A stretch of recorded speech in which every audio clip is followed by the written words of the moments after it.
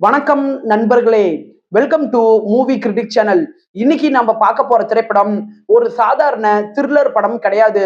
ஒரே ஒரு phone call நம்மளோட கடந்த காலத்தை மாத்தினா எப்படி இருக்கும். ஆனா அது நமக்கு நல்லது செய்யாம ஒரு சீரியல் கில்லரை உருவாக்கினா அந்த படம் தான் 2020 ஒரு கொரியன் படமா வந்த த கால்.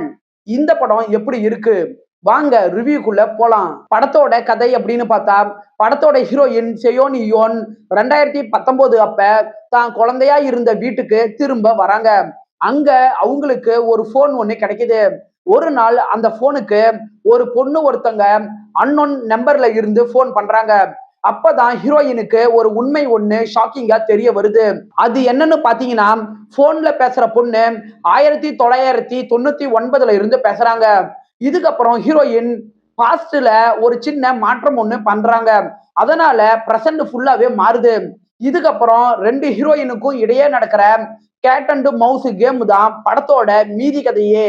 படத்தோட பாசிட்டிவ்னு பார்த்தா, படத்துல சியோன் இயோன் கதாபாத்திரத்துல நடிச்சவங்களாகட்டும், யங் சூப் கதாபாத்திரத்துல நடிச்சவங்களாகட்டும், ரெண்டு பேருமே மரண மாசான ஒரு பர்ஃபார்மன்ஸை கொடுத்து நடிப்புல மிரட்டி விட்டுருப்பாங்க. இந்த படத்தோட திரைக்கதையை பத்தி சொல்லணும்னா, படம் பார்க்கும்போது ஆடியன்ஸுக்கு அடுத்து என்ன நடக்க போகுது, ஹீரோயின் என்னதான் பண்ண போறாங்க அப்படிங்கிற ஒரு பரபரப்பை ஆடியன்ஸுக்கு நல்லாவே பில்டு பண்ற அளவுக்கு திரைக்கதை நல்ல விறுவிறுப்பாவே இருக்குது. இந்த படம் 2 மணி நேரத்துக்குள்ள இருக்கிற மாதிரி தான் பிரசன்ட் பண்ணப்பட்டிருக்குது. குயிக்கா உங்களால பார்த்து முடிக்க முடியும். இந்த படம் டைம் டிராவல் கான்செப்ட்ல இருந்தாலுமே படம் பார்க்கும்போது டார்க் மற்றும் இன்டென்ஸ் த்ரில்லர் ஃபீல படம் நல்லாவே கொடுக்குது. இந்த படம் சூப்பரா வரத்துக்கு காரணம் படத்தோட வில்லி கதாபாத்திரம் தான்.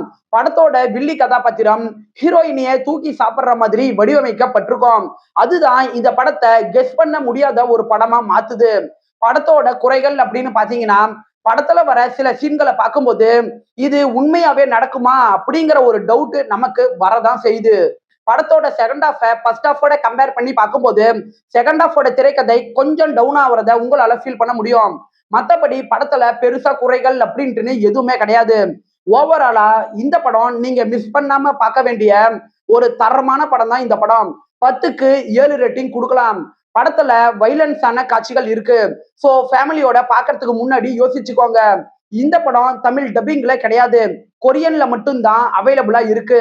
என்னுடைய ரிவ்யூ உங்களுக்கு பிடிச்சதுன்னா மறக்காம லைக் பண்ணி சப்ஸ்கிரைப் பண்ணுங்க.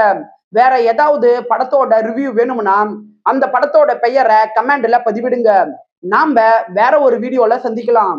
அது வரைக்கும் நன்றி, வணக்கம்.